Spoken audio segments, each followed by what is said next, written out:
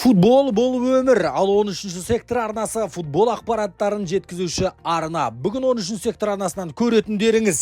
Копа Америкада үздіктер анықталып келе жатыр. Ламин Ямал өзінің ақылды футболшы екенін күннен күнге дәлелдеп келеді. Осы және басқа да футбол ақпараттары бүгін сіздердің назарларыңызда. Достар, арнамызға жазылып қоңыраушаны басып отыруды ұмытпаңыздар. Ал енді біз бастаймыз. Кеттік.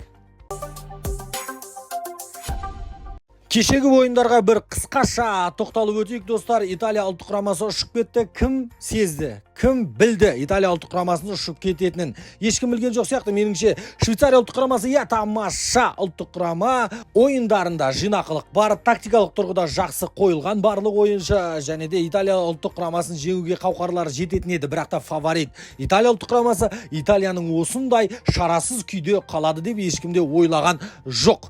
Италия ұлттық құрамасын 2-0 есебімен жеңді, және де Швейцария келесі кезеңге өтті. Ал енді келесі ойын Германия ұлттық құрамасы мен Дания ұлттық құрамасының ойыны болды. Дания ұлттық құрамасы жақсы өнер көрсетті, бірақ та бұл жерде төреші сәл қатыгездеу болған сияқты. Дания ұлттық құрамасына сәл ғана сантиметрларды офсайд деп Данияның голын есепке алған жоқ, және де Германия ұлттық құрамасының еншісіне бірден пенальти берді. Бұл енді Дания ұлттық құрамасын психологиялық тұрғыда сындырып тастады деп айтуға болады.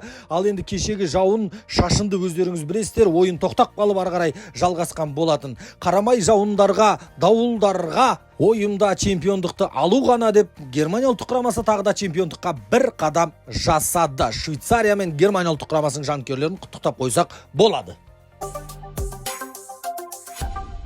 Бүгін Англия ұлттық құрамасы қандай өнер көрсетеді екен? Англия ұлттық құрамасы сүреңсіз ойын көрсетіп жатқанына қаншама матч, қаншама ойын болды. Бүгін оянар ма екен? Бүгін тірілер ме екен Англия ұлттық құрамасы? Оны да бақылайтын боламыз. Швейцария кешегі Италияны ұшырып жіберген сияқты, Словакияда Англияны ұшырып жіберуі мүмкін. Егерде Англия дәл сондай тактиканы ұстанса, бірінші гол салып алса, одан кейін қорғанысқа жататын болса, тең ойынға дейін жеткізуі мүмкін Словакия ұлттық құрамасы. Сондықтан да бүгін шабуылдаушы ойынды көрсетіп қалатын шығар Саутгейт деп отырмыз. Бірақ қазіргі аутсайдерлар өте мықты ойындарды көрсетуде. Сондықтан да еш нәрсеге таңғалуға болмайды. Не дегенмен де бүгін екі ұлттық құрамада бір-біріне гол салады деген бізде болжам бар. Өздеріңіздің ойларыңыз, болжамдарыңыз болатын болса, біздің осы 13-ші сектордың демеушісі 1xBet 13-ші сектор атты промокод беріп отыр. Дәл осы промокодпен дәл қазір кіретін болсаңыз, сізге алғашқы депозит үшін 200 000 теңгеге дейін бонус беретін болады. Бұндай мүмкіндікті жіберіп алмаңыздар, достар. Сілтемесі осы видеоның астында. Копа Америкада негізгі фавориттар анықталып қалғандай көрінеді. Олар Уругвай ұлттық құрамасы. Тек қана ірі есептермен жеңіп келе жатқан Уругвай ұлттық құрамасының да жағдайы тамаша. Кеше ғана Бразилия бұның қатарына қосылды деп толықтай айта берсек болады. Парагвайды 4-1 есебімен ұтты, және де Винисиус ол жерде тамаша көзге түсті, дубль жасады, шайқады, ойына келгенін істеді, білгенін жасады деген Винисиус болды кешегі ойында. Бұлардың қатарында әлбетте Аргентина ұлттық құрамасы бар. Алпауыттардың бірі, әлем чемпионы Аргентина бұл тізімде болуға міндетті. Енді Копа Америкада ары қарай қыза түсетін болады. Арландарды бақылайтын боламыз. Қазіргі таңда Уругвай өз тобында бірінші орында, Аргентина өз тобында бірінші орында, ал Бразилия ұлттық құрамасы өз тобында екінші орында, бірінші орынға шығу мүмкіндігі бар. Ямал Еврода ойнап жүріп, сабағын оқып жүрді, және де офлайн өзінің экзамендарын тапсырды, мектепті бітірді деген ақпараттар шықты.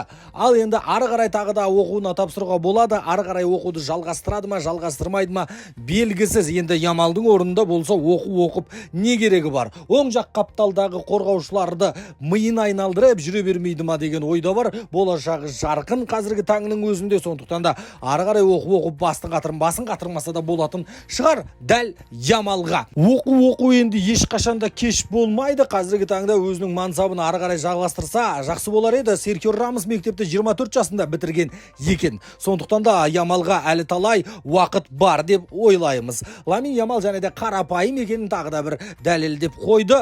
Ламин Ямалға сені Мессимен салыстырады деп жатқанда, Ламин Ямал айтты, мені Мессимен салыстыруға болмайды. Месси өте ерекше адам. Месси сияқты ешкім жоқ. жоқ. Мессиді ешкіммен салыстыруға болмайды. Менімен салыстырғаны тіптен ұят. Мен Мессидей бола алсам, Мессидің жеткен жетістігінің жартысына жете алсам, арманым жоқ, деді Ламин Ямал. Және де Ламин Ямалдың жақсы бір әңгімесі, ол Олимпиада ойындарына бармайтын болған екен. Ал Барселона клубы Ямалға таңдауды өзің жаса. Барғың келсе бар, қалғың келсе қал, барғың келмесе барма деген сияқты рұқсат берген екен. Мен Барселонаның орнында болсам мүлдем Ламин Ямалға тыйым салатын едім, Олимпиада ойындарына барма деп.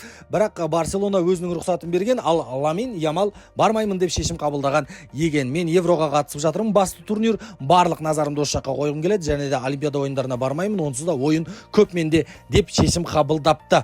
Өте дұрыс, Педриді білесіздер, осы Олимпиадаға барды, анда барды, мында барды, бәріне қатысам деп быт-шыты шыққан болатын. Қазір жарақат жиі алып қалып жатыр, соның кесірде болуы мүмкін. Ламин Ямал өзінің өте ақылды ойыншы екенін қазірден бастап дәлелдеп жатыр. Бүгінге осы достар, назарларыңызға рахмет. 13-ші сектор арнасына жазылып қоңыраушаны басып отыруды ұмытпаңыздар. Біз сіздер үшін күнделікті футбол ақпараттарын шығаратын арнамыз, достар.